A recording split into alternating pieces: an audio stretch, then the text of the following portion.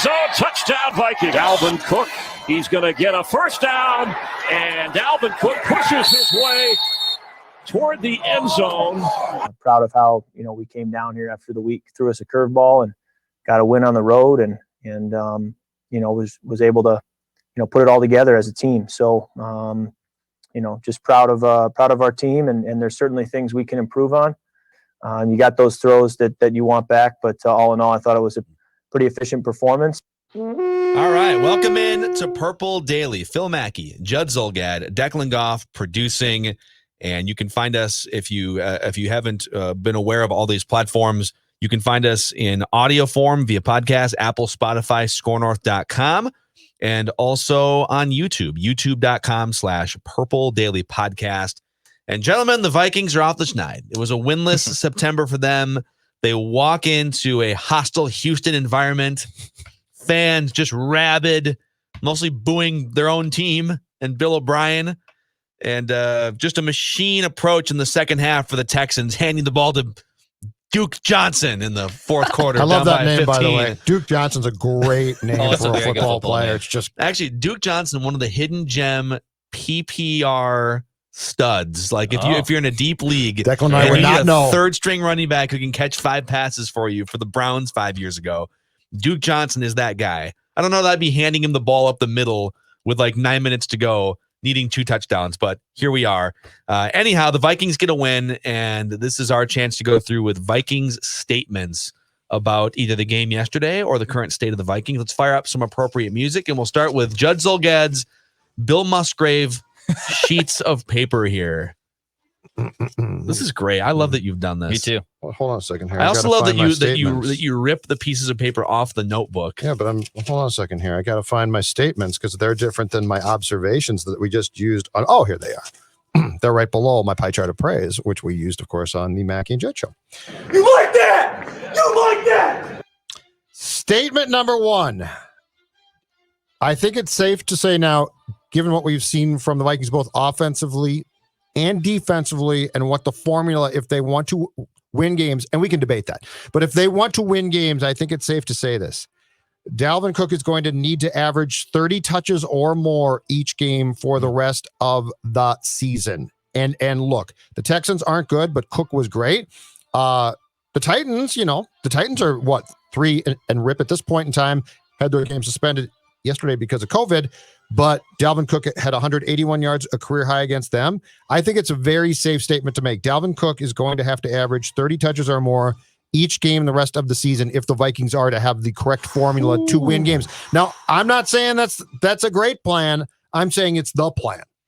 Just for reference, I just want to see Christian McCaffrey was maybe the most heavily used running back in the history of the league, something close to that last year.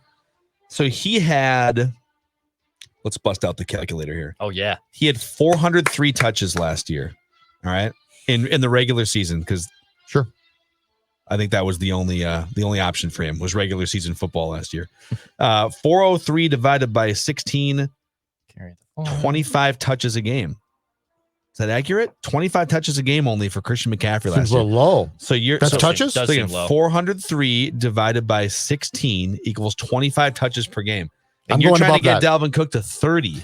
He had 29 on Sunday against a bad team, which he played well against. I believe he had 2 receptions, and he tied his career high, which goes back to his rookie year before he tore his ACL against Tampa Bay, 27 rushing carries.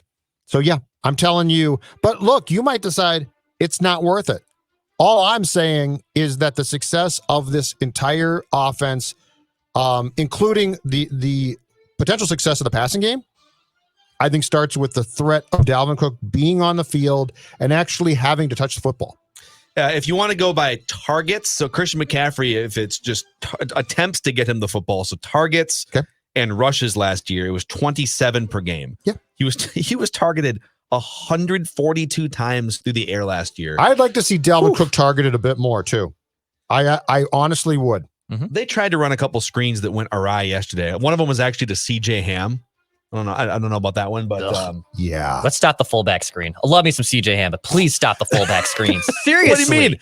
He's one of the most athletic fullbacks in the NFL. That's not a God. All right, Declan. Yeah, I will say Adam Thielen needs Justin Jefferson.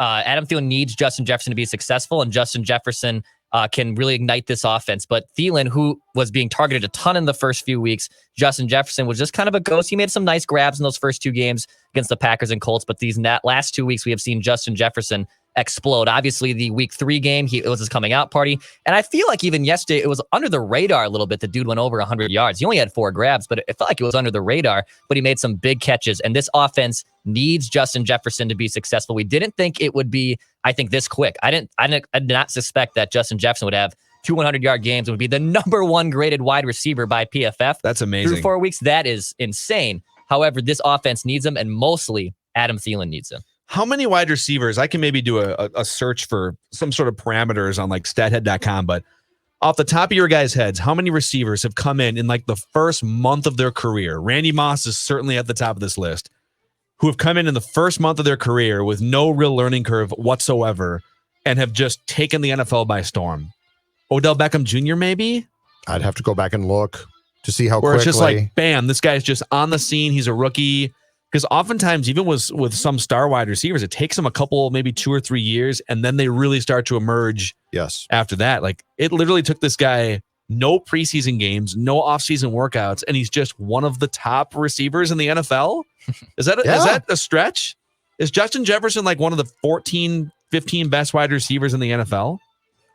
Probably. I think he is. Well, I'll say this: if you guys had a choice, you could only have one.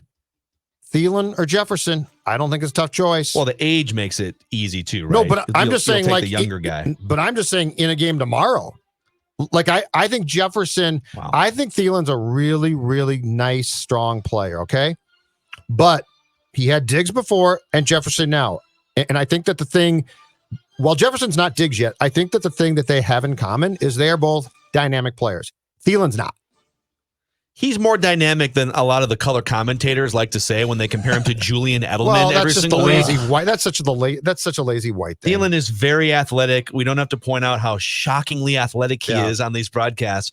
Worth noting that only 7 receivers in the NFL through the first month have more yards than Justin Jefferson. Now, one of them is Calvin Ridley, who actually has 1 more yard than Jefferson in 1 less game, and he plays again against the Packers tonight. The leader in the NFL, Stephon Diggs, has 403 passing or receiving yards. So what through 4 happens games. if in week 1 against the Packers, the Vikings had said, we're going to have Jefferson play a key role starting now? Because he's had 2 great games, 2 really strong games, right? Well, he's only 50 yards behind Stephon Diggs. Yeah, but I mean, those first 2 games, it was like, why aren't you trying something? The one good thing I think about the Vikings' current predicament is you really can say, let's try something. Yeah, and I think I don't know what limited Justin Jefferson in the first 2 weeks, and I'm not going to give the Vikings too much flack for that because it's a pretty reasonable stance to take to say we didn't play any preseason games.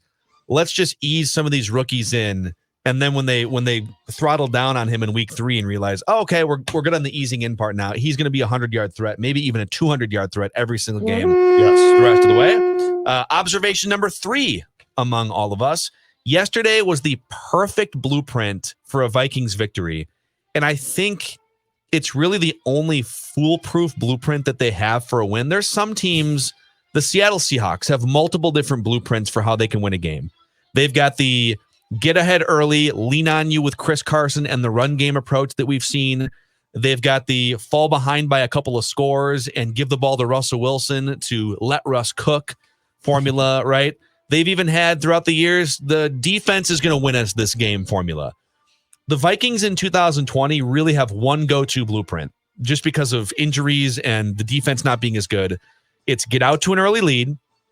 The defense shuts down the opposing team's run game. Dalvin Cook gets going, and Kirk Cousins leverages play action to make big plays down the field. When those 4 things happen, like that is the quintessential perfect Vikings blueprint for a victory. And I know the Texans were a disaster yesterday, but that blueprint works on more than just the bad teams. Even if your defense isn't quite as good, if you can even just make the opposing team more one-dimensional, like the Vikings did yesterday, and hold them to like 3.5 yards a carry, that's the blueprint there. Early lead, defense stops the opposing team's running game. Dalvin Cook gets going, and Kirk Cousins plays off of it and leverages play action. It starts with Cook, right? I think it starts there. I think that you establish him And then teams, because he's so good, the teams have to be concerned. And then play action works. I've never understood why there's a certain faction of the football community that dismisses play action and says it doesn't matter. Like I get it. Okay. It can't be your only thing. It's more about the running aspect, really. It's more about like establishing the run is like kind of a myth. It's like the delivery of it. It's just like how you're saying how Thielen is compared so to what's the right it's a term? Lazy way to talk perception. about it. The perception works because the perception is what's key. Because if you're worried that I might hand the ball to Cook and you suck guys up, like this is not hard, and you suck guys up towards the line, and now Justin Jefferson explodes off the line, and you're trying to play him man because you think Cook might get the ball, or you froze, right? Yes. So like that's been my point is. Play action, the perception is very important. And if you have a guy back in the day, Peterson or Cook, who actually can do it. So yeah, I think it's correct to say this is where people bristle is that you got to establish the run. And if you get the run game going, then everything else works. And for most teams and for most instances like this, usually the running game, you stack up your yards when you already have a lead and you're leaning on a team and trying to bleed clock. Okay. And so I think it's become, you see all these stats that get put up on the screen. When a team runs for 150 yards or more, they are this record. It's like, right, because they had a 14-point lead and they were running the ball. So in the actual half. term should be establishing the threat of running the ball. Yeah, you're basically trying to trick the defense, right? Yeah, of course. Oh, we're like, and the Vikings are one of the teams that like this is part of their formula, so it's not a myth. But I've got a stat for you here. According to Pro Football Focus, Kirk Cousins in play action this year through 4 games has a 132 passer rating, 13.5 yards per attempt. Yeah. Per attempt. So that's He's averaging 13.5 yards. Yes. That's nuts. Because he thrives off of the perception because it helps him out. He's always have you noticed that we're going down a path here frequently with Kirk? And this is just Kirk. Okay. Have you picked up on the fact that we are going down the path of if Kirk can buy himself time, he's okay? Oh, yeah. I think we've known that about And that's Kirk. true about QBs. But it's just, but the thing that Kirk struggles with in reality really, really badly is split second, make the decision right now, and I'm not going to help you a bit. Yeah, if you can create those buffers, if you can create buffers, he's a hell of a quarterback. He's a processor. I think there's probably a lot of people listening or watching that are like that too, where this is why some people are bad at like the ACT. It's because, listen, if you just gave me all these questions and gave me like a week to answer them, I'm good. But if you're telling me that like I've got to answer 50 questions in 2 hours and process everything and like, oh my God, you start to panic and you start to. It's the Wonderlic. Yeah, exactly. The Wonderlic's great. If you gave someone 5 hours to do the Wonderlic test, they'd ace it. Most of them would ace it. Not all of them. But they could go back, look up yes. Or just like, even if they weren't looking things up, they could think a little bit longer. And I think play action is sort of that for Kirk, where he knows that before he even takes the test, he trusts that by showing a handoff to the defense, to Dalvin Cook, he knows sort of when he turns back around, he trusts what's going to be out there. Yes. And for whatever reason, when he's in like shotgun and it's 4 or 5 wide, he's I don't know if it's just like he's not sure of what he's going to see. It's all on him too. Yeah. I don't think he likes it when it's. I think he loves it if you can either remove the pressure or think all hope is lost. Yeah, by the way, I've got his passer rating here too. When they don't run, so when he runs play action this season, Kirk Cousins a 132 passer rating. When they don't run play action, it's a 63.6 passer rating. It's a great stat. That's nuts. That's a great stat. And now I don't think if you're going to play out the whole season, I don't think it's going to be nearly that bad over the long run. And some of those interceptions, like 5 of the interceptions he's thrown have been in no play action. So like the Hail Mary down the field, like that dings his passer rating, and that's kind of a fluke. Can you find those splits for 2019, Phil? Why, sure, I can, Judd. I'd be curious because that's a huge disparity. Give me one second with my little device here. You like that? You like that? Yes, Kirk, we do. Love that. Careful with that device. All right, last season, Kirk Cousins, 15 games, because Mannion played one, right? Yeah, 16.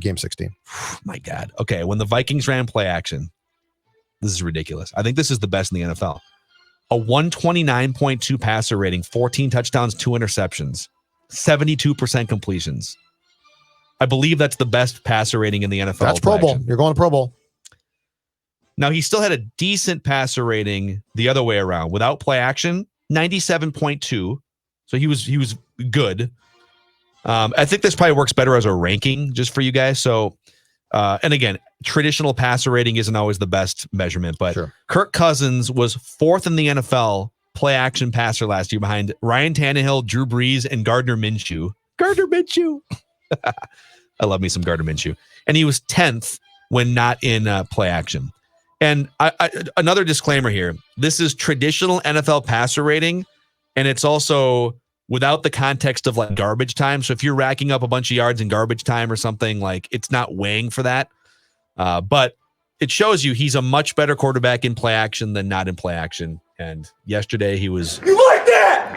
You like that? Great in play action. That was a lot of nerdy football talk right there. I got to decompress for a second. Yeah. All right. I think we're back to Declan here, right? No. Yeah. No, we're back to Judd. No, Judd. Okay. Observation number 4. All right. Statement number 4. Statements. It was fine. It was fine yesterday, but the tight ends are going to have to play a significant role in this offense at some point in 2020. I bring statistical evidence to back up that statement.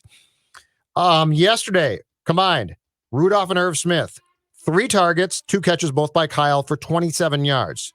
And I believe the pass to Irv Smith was a desperation heave that he basically got credit for the target because he was closest to it. In 4 games this year, tight ends, okay, 14 targets combined. 14 targets, 8 catches, 80 yards. Smith has caught 2 passes all year. He has not caught one since week 2 against the Colts.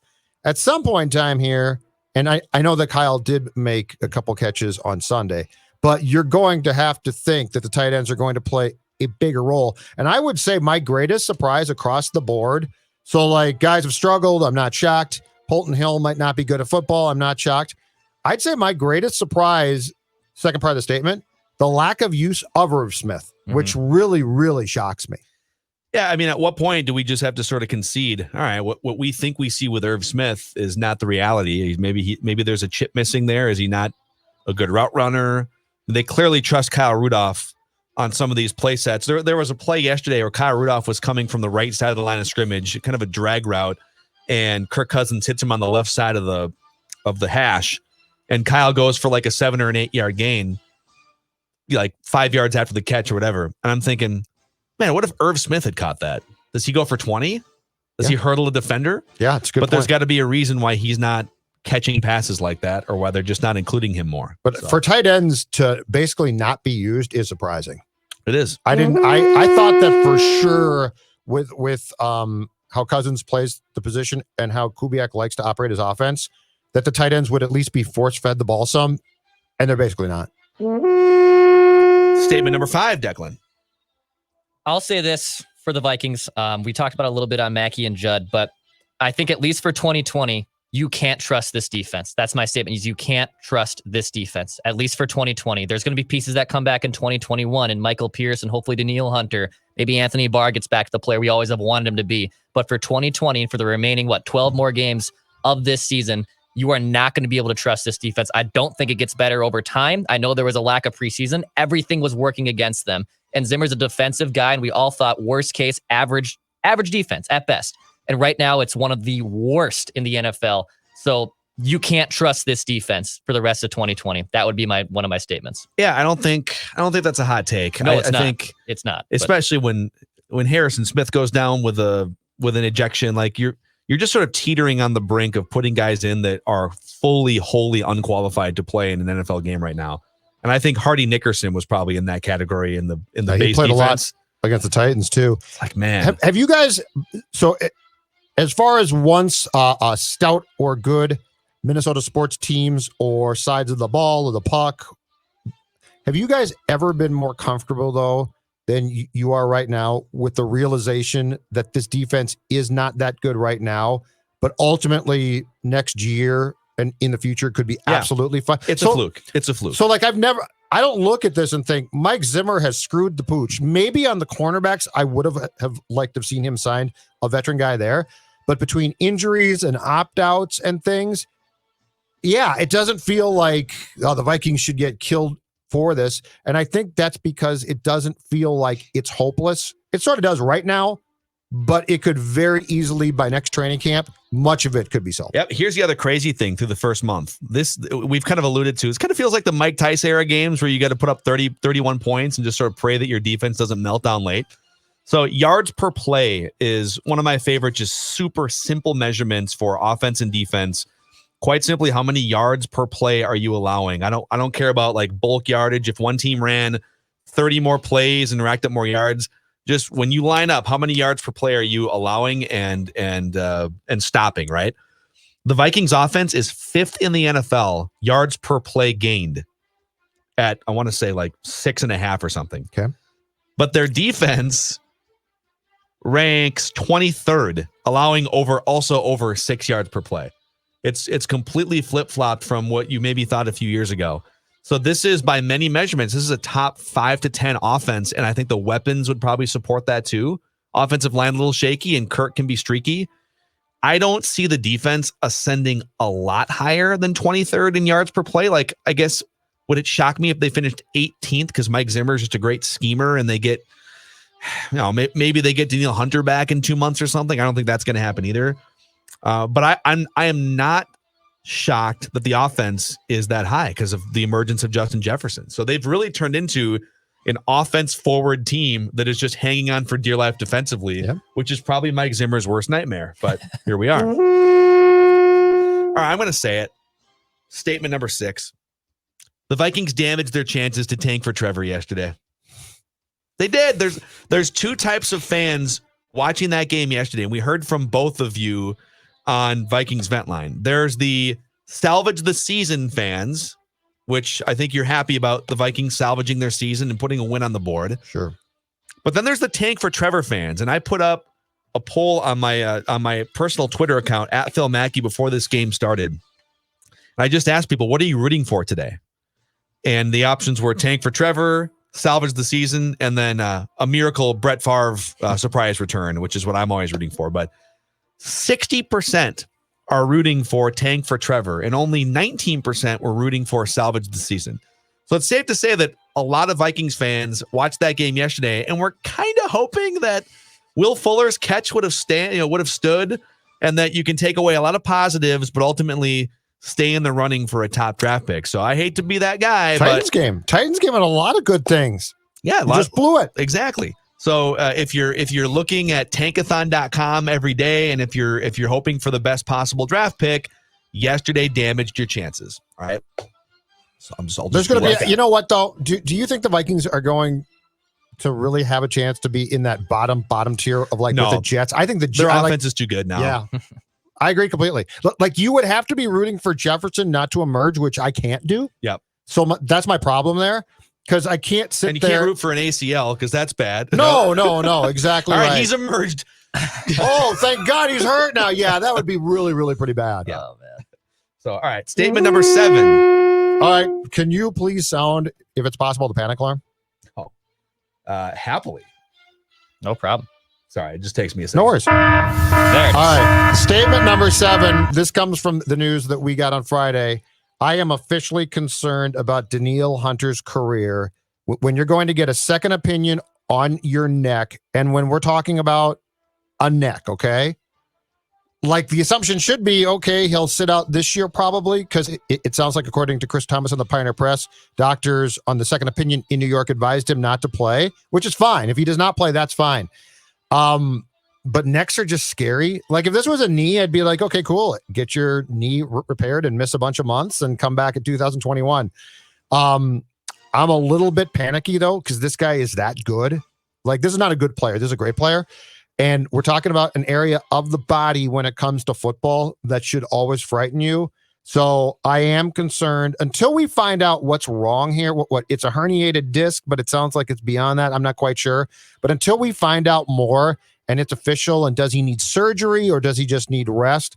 I think you have to say that it's concerning when you're talking about a guy who's as good as Danielle Hunter. So, and just to be clear, you're not concerned about his season. You're concerned about his career, like that he ever plays again. Anytime we're talking about a neck and we know as little as we know right now about him, I think it's foolish not to be concerned about because the problem is guys have come back from neck problems and their careers have never been the same, and that would also be a shame. Man. So I'm just not dismissing.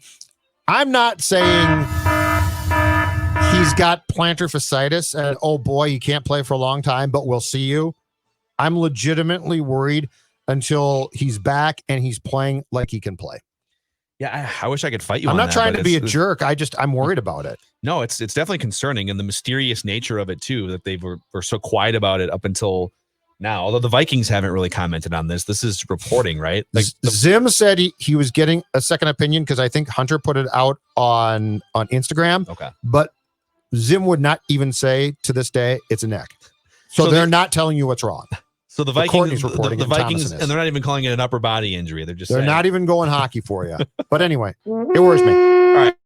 Statement number 8, Declan. Yeah, for me, it kind of goes back to the play action conversation we were having earlier, but everything must go through Dalvin Cook. And I know that's also kind of a no-duh situation, but you're just looking at what Dalvin Cook's been able to do the last few weeks. He's gone over 100 yards. Would we like to see him get involved in the passing game a little bit more? Sure. But the way he runs the football and the way it sets up the play action, the Vikings will have to win games just like that. And it's kind of funny that the Vikings have been able to score basically 30 points for 3 of these 4 games, all by establishing the run and going off that norm of you don't have to establish the run. You should pass down their throats, blah, blah, blah. But regardless, everything must go through Dalvin Cook for this Vikings offense to be successful in 2020. Yeah, and like we threw out earlier in the episode, he is leading the NFL by 90 yards in rushing. 90-yard lead at the top of the rushing table. So they've gotten him going. They've decided to feed him and Justin Jefferson, and they've found some pretty good formulas here. All right, I will say this too. Statement number 8, I believe we're on here. Number 9. Number 9. Harrison Smith's ejection upon further review was warranted. And a lot of people were like, come on. I mean, a 15-yard penalty, okay, but what's he supposed to do? And the NFL, because that's the main question, right? What's he supposed to do? Right. And the NFL's answer to that has been clear for years now. You're not supposed to lead with your helmet.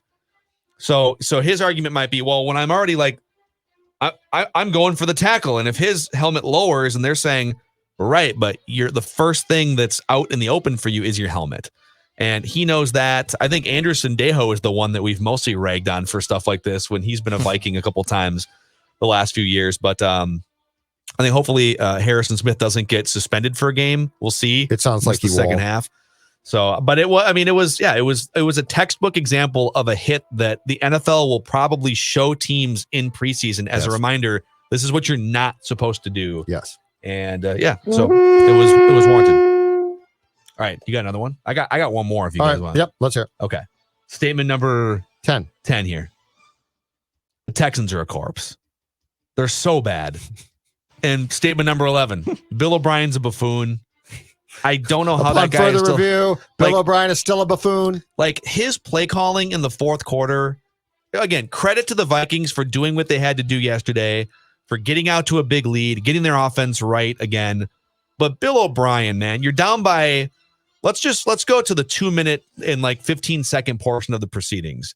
You're down by 8 points. Yes. You have no timeouts, Yes. and you're literally handing the ball up the middle off to Duke Johnson. And even David Johnson, these guys are these are fantasy running backs from 6 years ago. And these guys in a fourth quarter in which they need to move fast and score touchdowns, he's got the play menu in front of his face and they're huddling. How do you take back what is happening? How do you get back or accept back David Johnson in the Hopkins trade? Give me future assets. Yeah. Give me draft picks. They would have been better off with a second-round draft pick or a third-round draft pick, and they draft a running back, right? It's a fantasy league trade, though. Oh, David Johnson. Hey, didn't David Johnson have a really good year 3 years ago? Yeah, I'll take him. Totally. I don't get it. So, I don't know. I know you guys felt the same way just based on our vent line conversations yesterday. So, that's got to be one of the worst teams in the NFL. And they had, a 3-touchdown lead on the Chiefs in the playoffs? Yeah. Right? Well, holy cow. Yeah, and he botched it again. He botched it. Fourth down punt formation, right? Right. He decided, instead of going for it on fourth down, he's like, I'm going to get creative and fool the Chiefs. No, you're not. I bet his players were like, bleep you, dude. You are an idiot. You are a moron, as Phil says. The David Johnson thing's amazing. So he had the one huge season in 2016. And he's got a big contract, and he took the bloated contract. Injuries. Why would you take the bloated contract? I don't know. You're already in salary cap hell.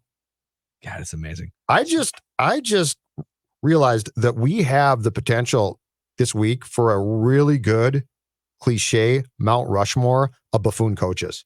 Oh, like current ones? Current ones. Well, I've got 5 written down, so somebody would have to be knocked off. Somebody's got to go. Somebody would have Is to it get out Dan of the. Quinn or is it Bill O'Brien? It might be Dan Quinn who gets knocked Patricia. off. Yes. I mean, there's options. Gaze. Okay, Matt, Vic Fangio. Matt Patricia. So the Lions blew, I think, a 14-0 lead in that game They yesterday. early, right? very early And- lead, yes. And Matt Patricia was asked after the game, Do you still convince Yes. people that you are the right man? You're still the right for guy. the job, right? Yes. And he said, well, I took this job over 3 years ago and there was a lot of work to do. And people have pointed out, well, yeah, there's definitely work to do, but like you took over a team that won 9 games or more in 3 out of 4 seasons from Jim Caldwell. Yes. You got hired not to tear it down and rebuild it. You got hired to go to the next level, dude. Correct. So, yeah. And he's done a great job of being a buffoon head coach. All right, that's a wrap. Football. On a Vikings Statements episode of Purple Daily. We appreciate all of you hanging out with us and clicking the subscribe button too on our YouTube channel, youtube.com/Purple Daily Podcast.